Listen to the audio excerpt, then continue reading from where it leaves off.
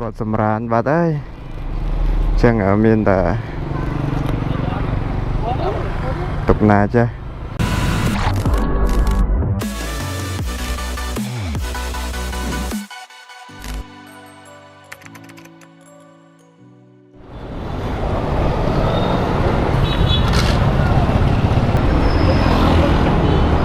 ប៉ះកង់ក្រោយHey សួស្តីអ្នកទាំងអស់គ្នារីករាយមកកាន់ Channel របស់ខ្ញុំតាវ៉ាន់ Traveler សួស្តីដល់គ្រួសារមហាធិមសៀងទាំងអស់សួស្តីដល់អ្នកទស្សនាថ្មីសួស្តីដល់អ្នកទស្សនាចាស់តើអ្នកនរគ្នាសុខសប្បាយជាទេបាទថ្ងៃនេះគឺខ្ញុំសុខសប្បាយមែនតើដោយសារព្រឹកឡើងដូរពវៀនម៉ូតូតាមពិតម៉ូតូខ្ញុំបែកហើយយកទៅសប់ហើយយកទៅប៉ះដល់ពេលគាត់សប់ផ្ទុះពវៀនដូរបណ្ដោយលុយដែរទាំងព្រឹកតែម្ដង 15,000 រៀលឥឡូវកុំឲ្យពវៀនម៉ូតូធ្វើឲ្យយើងអស់សង្ឃឹមក្នុងជីវិតបាទថ្ងៃនេះគឺពិសេសវិសាលណាស់ដោយសារតែថ្ងៃនេះគឺខ្ញុំនឹងធ្វើវីដេអូមួយដែលនិយាយអំពីប្រាក់ខ្មែរយើងចំនួន 50,000 រៀលគឺខ្ញុំនឹងយកលុយ 50,000 រៀលហ្នឹងយកទៅទិញរបស់ហូបតមកទៀតគឺខ្ញុំនឹងយកទៅចែកដល់ពូអ៊ំដែលគោលបំណងរបស់ខ្ញុំគឺខ្ញុំចង់ចែកដល់អ៊ំដែលគាត់រត់ស៊ីក្លូដើម្បីឲ្យគាត់បានរបស់ហូបនេះយកទៅទុកហូបដោយសារតែអ៊ំគាត់ចាស់ហើយប៉ុន្តែគាត់នៅតែខំធ្វើការទៀតដើម្បីបានប្រាក់កម្រៃយកមកចំខ្លួនឯងអញ្ចឹងខ្ញុំគិតថាអានេះគឺជាការលើកទឹកចិត្តពួកគាត់រវាងខ្មែរនិងខ្មែរហើយប្រាក់ 50,000 រៀលហ្នឹងមិនមែនជារបស់ខ្ញុំទេគឺមានបងប្រុសប្អូនប្រុសអធិស្ឋានណាខ្ញុំអត់ដឹងទេណាថាបងខ្ញុំឬក៏ប្អូនខ្ញុំបាទដែលគាត់បានឧបត្ថម្ភខ្ញុំចំនួន 50,000 រៀលហើយឲ្យខ្ញុំទិញរបស់ហូបឲ្យជនក្រីក្រអាហ្នឹងគឺជាអ្វីគាត់ប្រាប់ខ្ញុំណាអញ្ចឹងអធិស្ឋានផងបើមិនជាខ្ញុំឲ្យទៅគិតថាមិនបានឲ្យអ្នករត់ស៊ីក្លូអីចឹងជាស្រ័យផងប៉ុន្តែខ្ញុំគិតថាពួកគាត់ក្រីក្រហើយតែខ្ញុំទិញឲ្យពួកគាត់ហូបហើយរបស់ដែលខ្ញុំនឹងទិញហ្នឹងគឺបាយស្រូបបាទព្រោះអីខ្ញុំក៏តែហូបបាយដែរអញ្ចឹងខ្ញុំទិញបាយស្រូបមកគឺដើម្បីបញ្ជាក់ថាខ្ញុំខ្លួនឯងក៏បានហូបហើយដែរកុំឲ្យថាទិញអីផ្សេងហូបទៅមានបញ្ហាសុខភាពហើយខ្ញុំខ្លួនឯងអត់ហ៊ានហូបផងមិនទិញគេហូបអញ្ចឹងណាអានេះគឺខ្ញុំទៅទិញហូបហើយគឺខ្ញុំខ្ចប់យកទៅឲ្យពួកគាត់បាទអញ្ចឹងកុំឲ្យរងចាំយូរអូខ្ញុំភ្លេចថាវីដេអូហ្នឹងគឺខ្ញុំបានមើល Bro KH គាត់បានធ្វើវីដេអូមួយតទៅមួយលុយ 10,000 ហើយគាត់ទិញបានអីខ្លះអញ្ចឹងណាតាមពិតវីដេអូហ្នឹងជា challenge លក្ខណៈថា YouTuber គាត់ធ្វើឲ្យប្រកួតប្រជែងគ្នាណាបានរបស់ច្រើនជាងប៉ុន្តែ Bro KH គាត់មានប្រកួតប្រជែងនេះគឺគាត់ទិញហើយគាត់យកទៅចែកដល់ជនក្រីក្រអញ្ចឹងទៅដូចជាពិការជនពិការក្នុងវីដេអូរបស់គាត់ចែកទៅដល់នេះហើយខ្ញុំក៏អត់ធ្វើជា challenge ដែរហើយអរគុណដល់ Bro KH មែនតើសម្រាប់វីដេអូហ្នឹងគឺខ្ញុំមានអារម្មណ៍ថារំភើបបន្តពីទស្សនាហើយវីដេអូមួយនេះគឺខ្ញុំធ្វើឡើងដើម្បីអត់មានដើម្បីគេឈ្មោះអត់មានដើម្បីអីទេគឺមានគេឧបត្ថម្ភខ្ញុំធ្វើហើយខ្ញុំគិតថាវាជារឿងល្អជាការងារដែលជួយសង្គមជួយប្រទេសខ្ញុំអញ្ចឹងខ្ញុំធ្វើហើយអធិស្ឋានបងបើសិនជាមានកំហុសខុសឆ្គងដោយប្រការណាមួយក្នុងវីដេអូនេះហើយអរគុណច្រើនសម្រាប់ការតាមដានទស្សនាអញ្ចឹងកុំឲ្យនិយាយច្រើនពេកតោះទៅមើលទាំងអស់គ្នាអូខេដល់កន្លែងខ្ញុំហូបបាយហើយខ្ញុំទិញបាយហ្នឹង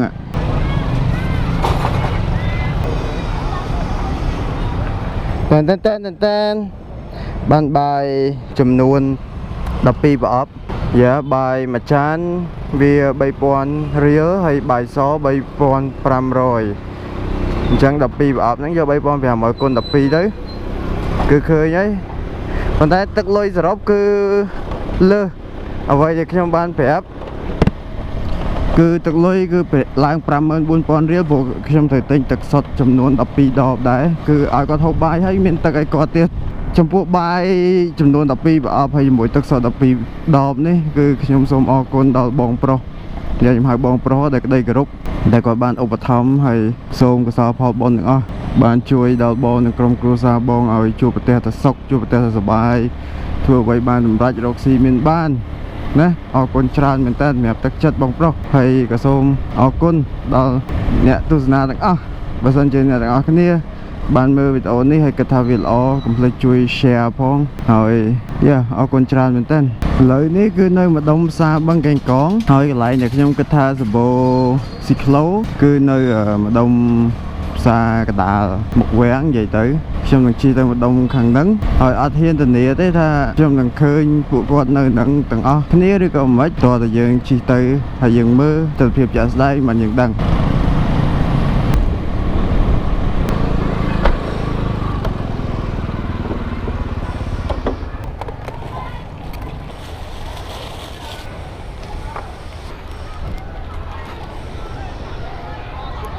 ពូ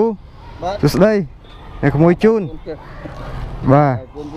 ជើញហូបហើយកុំភ្លេចជួយបោះចោលក្នុងធុងសម្រាមផងពូអរគុណច្រើនពូ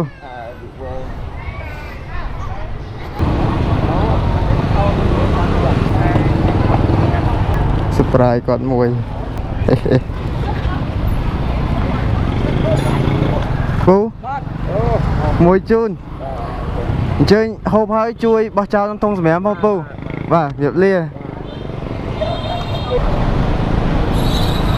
surprise គាត់មួយទៀតសិនពូអូក្មួយជូនបាទ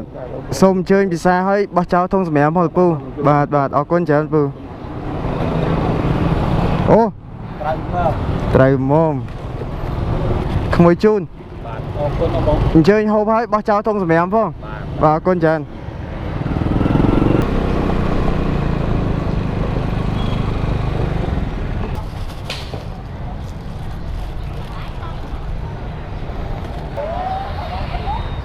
គាត់ដើរទៅនោះបាត់ទេខ្ញុំដាក់នេះអញ្ចឹង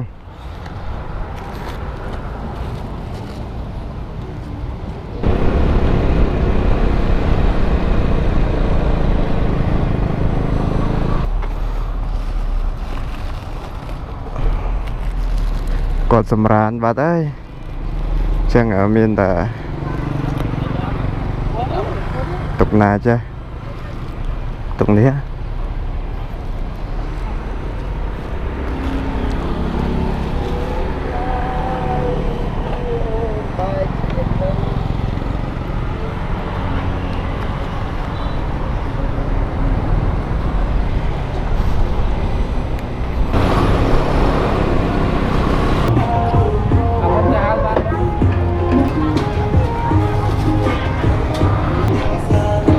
អ៊ំមួយជូនជួយពិសាហើយជួយបោះចោលក្នុងធុងសម្រាមផងអរគុណអ៊ំក្មួយជូនអញ្ជើញពិសាហើយបោះចោលក្នុងធុងសម្រាមផងបងនេះអញ្ជើញហូបហើយជួយបោះចោលធុងសម្រាមផងហូបហើយណាសល់តែ2កញ្ចប់ទៀតទេអស់ហើយ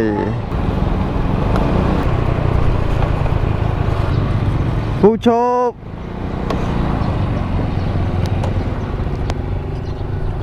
ពូឈប់សិន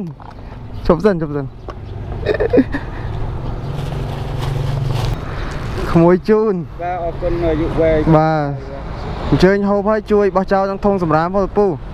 បាទអរគុណច្រើនកាដូចុងក្រោយគាត់ដឹងខ្ញុំមកធ្វើអីគាត់ពងឆ្ងល់ហើយអ៊ំក្មួយជូនបាទអរគុណបាទសុំអញ្ជើញហូបហើយជួយបោះចោលធុងសម្រាមផងបាទអរគុណជម្រាបលាពូហេលោកអ៊ំមិនត្រូវបាទអរគុណច្រើនឥឡូវយើងក៏មានសម្រាមដែរអញ្ចឹងចាត់ការសម្រាមទៅបោះចោលយេថ្ងៃនេះសប្បាយចិត្តមែនតើបាទបានធ្វើបុណ្យរីករាយក្នុងចិត្តមានអារម្មណ៍ថាជ្រះថ្លាមែនតើអរគុណដល់បងដែលបានឧបត្ថម្ភអាសាទៀតគុណច្រើនមែនតើនៅទឹកចិត្តបើសិនជាយើងរងចាំឲ្យប្រទេសគេមកជួយខ្មែរយើងគឺវាដូចរងចាំភ្លៀងនៅខែប្រាំងអញ្ចឹងប៉ុន្តែបើសិនជាយើងជួយប្រជាជនយើងដោយមិនគិតអំពីអ្វីមិនគិតអំពីឋានៈបុណ្យស័ក្តិគេឈ្មោះគ គិតអំពីកិត្តិយសបានអីតបស្នងមកវិញអានឹងយើងជួយឲ្យសុខចិត្តគឺល្អជាជនខ្មែរយើងប្រកាសជាខ្ញុំជឿថាមានឆន្ទៈល្អប៉ុន្តែបើយើងអង្គុយចាំគេមកជួយយើងគឺយួរហើយសយមិនអាចទៀតថ្ងៃនេះគឺខ្ញុំអត់មានបានធ្វើអ្វីក្រៅពីនឹងទេគឺអេពីសូតនេះសំខាន់បំផុតគឺខ្ញុំយកអ្វីដែលបងនៅគាត់បានឧបត្ថម្ភមកហើយយកទៅចែកជូនដល់បងប្អូនពូអ៊ំអ្នករត់ស៊ីក្លូនៅបាយចំនួន12កញ្ចប់មានបាយមួយកញ្ចប់បាយសមួយថង់ឈួកហើយជាមួយទឹកសុទ្ធមួយដបហើយចំណាយអស់ 54000 រៀលអរគុណច្រើនមែនតើដល់អ្នកទស្សនាទាំងអស់ដែលបានទស្សនានៅអេពីសូតហ្នឹងបើសិនជាអ្នកនរគ្នាគិតថាវាជាវីដេអូដែលល្អជួយដល់សង្គមកុំភ្លេចជួយចុច share ម្នាក់មួយផងហើយអរគុណច្រើនមែនតើសម្រាប់ការតាមដានទស្សនាខ្ញុំសូមជូនបុណ្យកុសលថ្ងៃនេះដែលខ្ញុំបានសាងជូនដល់អ្នកទស្សនារបស់ខ្ញុំទាំងអស់គ្នាសូមអនុមោទនាយកបុណ្យកុសលនេះបាទដើម្បីទុកជាស្ពានឆ្លងទៅសម្រាប់ជាតិក្រោយជាតិនឹងជាតិណាទាំងអស់